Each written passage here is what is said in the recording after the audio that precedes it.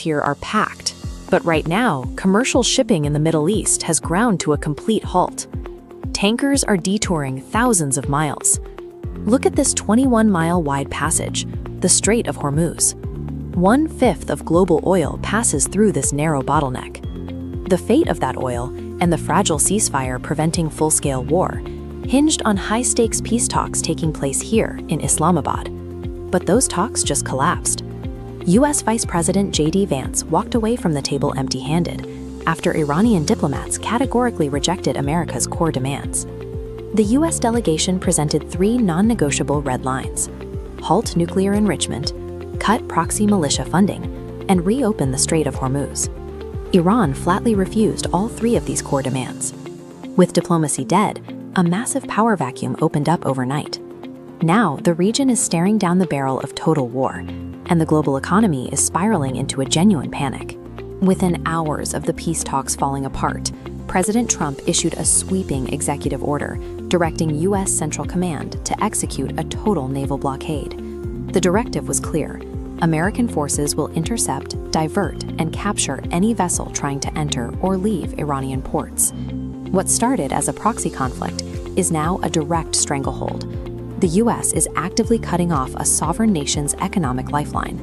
To enforce this, CENTCOM has deployed massive firepower to the Middle East, including a fleet of guided missile destroyers and the USS Abraham Lincoln Aircraft Carrier Strike Group. The administration claims they've already decimated the Iranian Navy in previous strikes, wiping out an estimated 158 ships. But Iran still operates a fleet of small, highly maneuverable fast attack boats. The White House has issued a blunt warning: if any of these surviving vessels approach the blockade line, they will be immediately eliminated. In response, Iran is playing an asymmetric atomic game. They've essentially resorted to state-sponsored piracy, extorting a massive $2 million toll from any commercial cargo vessel that tries to cross the strait. And Tehran has drawn its own line in the sand. Their military commanders stated plainly that if the U.S. chokes off Iranian ports, they will ensure no other port in the Persian Gulf remains safe for transit. This chart shows exactly how the market is reacting to those threats. Within days of the blockade announcement, maritime war risk insurance rates skyrocketed, hitting a staggering 10% of a vessel's total value. That's tens of millions of dollars just to insure a single trip. This military standoff has successfully weaponized maritime economics, turning neutral shipping lanes into unaffordable, high-stakes front lines.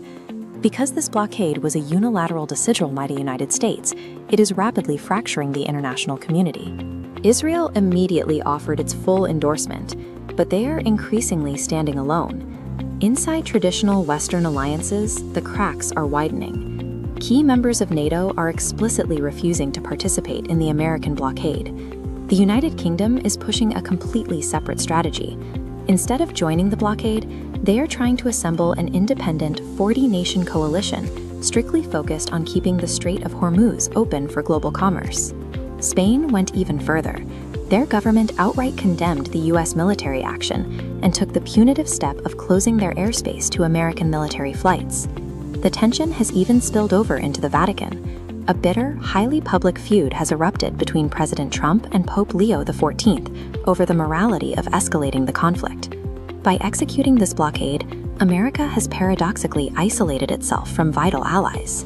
What began as a bilateral dispute between Washington and Tehran is now fracturing global diplomacy. With the blockade now physically active, the chaos on the water is tangible. Right now, massive commercial tankers are being forced to completely abandon their routes mid-ocean and abruptly turn around. This chart tracks the immediate blowback on global energy markets. The price of crude oil has violently surged, aggressively pushing past the $100 a barrel threshold. The global market is too interconnected to absorb a shock like this. Even with the U.S. boasting domestic energy independence, international supply chains are buckling under the strain. The situation is so severe that global central banks are resorting to drastic financial measures. Some are actually liquidating parts of their gold reserves simply to secure the cash needed to afford these soaring energy imports. When basic energy costs cascade like this, it inevitably bleeds into everything else. This disruption is a massive red flag for an incoming severe wave of global consumer inflation. The United States is making an enormous geopolitical gamble. Washington is betting it can bankrupt the Iranian regime and force them to abandon nuclear ambitions.